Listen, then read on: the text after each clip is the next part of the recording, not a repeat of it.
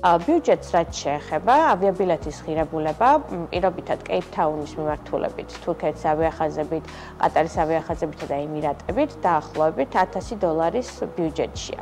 აღსანიშნავია ისიც, რომ ერთ ტრანზიტულ აეროპორტში მოხვედრით ხვდებით სამხრეთ აფრიკაში.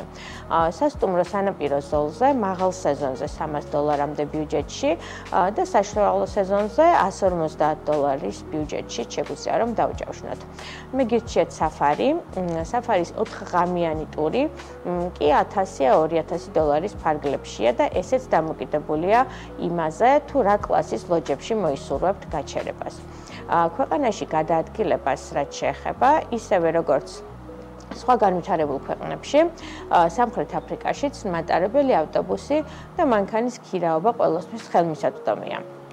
დიდ ქალაქებში საზოგადოებრივ ტრანსპორტს გირჩევთ, სანაპირო ზოლის ტურის დროს მანქანის ქირაობას, ხოლო როცა სხვადასხვა დიდ ქალაქებს შორის გადაადგილება დაგჭირდებათ ქვეყნის ცენტრალურ ტერიტორიაზე, ამისთვის მატარებელიც გამოგადგებათ.